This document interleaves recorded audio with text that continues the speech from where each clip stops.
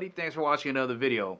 So tonight I want to share with you guys some advice about getting into knives, because if you're just starting right now, it is an amazing time, but the problem is there's so many different companies that are all making different types of knives, different handles, different steels, and it can be super intimidating. Now, an easy and great place to start is learning about steel. Now, the people in the industry that do it for a living, they know everything about every piece of steel that they have in their inventory. They can rattle off each chemical breakdown and tell you what each of those elements do. But for our purposes, there's really only 4 types of steel that we gotta know, and we really only have to know about 3 elements. Now, I totally understand that this is going to be a overgeneralization of knife steel, but I promise you it's going to get you like 95% of the way there. Now, for that other 5%, if you want to look at what vanadium does, or even what nitrogen does, or phosphorus, or silicone, you can look those up, but I guarantee you it's either in there to harden, toughen, wear resistance, edge retention, or make it easier to handle in the annealing process. But we really only have to know 3 elements. All right, let's start off with the 3 elements we're going to be looking at, starting off with these 2 right here, and that's iron and carbon. So both of these together and you get steel. Now, iron is always going to be somewhere in the high 90s, like 97, 98%, some might even be 96%, but carbon is needed to harden the iron, just like back in the day when they were messing around with copper and they're like, oh, the stuff is too soft, we need to add something. They discovered that if they added tin, you would get bronze. So now with these 2, it's the upgraded version, you get steel. So depending on how much carbon you add to iron is going to really dictate the use of the steel. And really the only other element we're going to be looking at is chromium, which gives an exceptional level of corrosion resistance to whatever steel you're adding it to.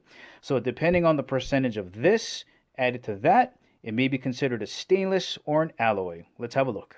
Now, instead of looking at the entire forest of knives, we're only going to be concentrating on these 4 trees in the forest, because these are the 4 types of steel that we really should be looking at most of the time. And that's carbon, alloy, stainless, and tool steels.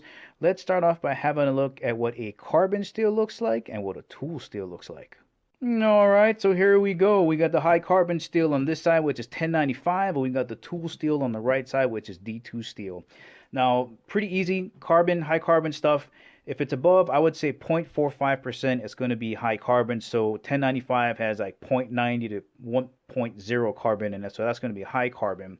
No chromium in here, so not very rust resistant. So for those people that have those survival knives, they keep them really clean or they coat them with something. But those type of knives with high carbon, they rust a lot. Now on the other side, look at the level of chromium in here. So 12% or maybe like 10, 11, 12% chromium. That's a lot in there. So it's going to be very resistant to rust. Corrosion resistance is great. But look at the level of carbon in here. So this is a very hard steel. So that's what you're going to see in tool steel. It has to be very corrosion resistant and very hard. Now the disadvantages of having a hard knife is it's good because the edge retention is really great, but because it's so hard, sometimes it can chip, and when it chips and it loses its edge, because it's so hard, it is ridiculously hard to sharpen, especially by hand. All right, let's have a look at some stainless and some alloy. So we got the 8CR14 MOV on this side, which is the newer version. The older one is 13, and we got 5160 on this side. Again, if you look at the chromium amount, it's 13 to 14% on the stainless, and we all know that stainless is extremely corrosion resistant. So if you live in a place like Hawaii or you're around water a lot, that's something that you want. And on the alloy side, just a lower level of chromium here, just 0.70. Now, an example of something like 8CR13 or 14 would be the Overland by CRKT. They absolutely love this steel. It's very easy to sharpen. The edge retention is great. Some people don't like it because it's from China, but OS 8 would be the Japanese version. And then Buck Knives. Buck Knives has their new Combat Knives series. This is made of 5160. This thing is going to be a great review.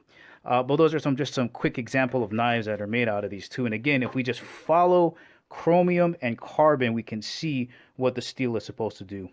Well, all right, guys, it's that easy. You just got to know 4 types of steels and keep track of 3 different elements, and you're going to be on your way.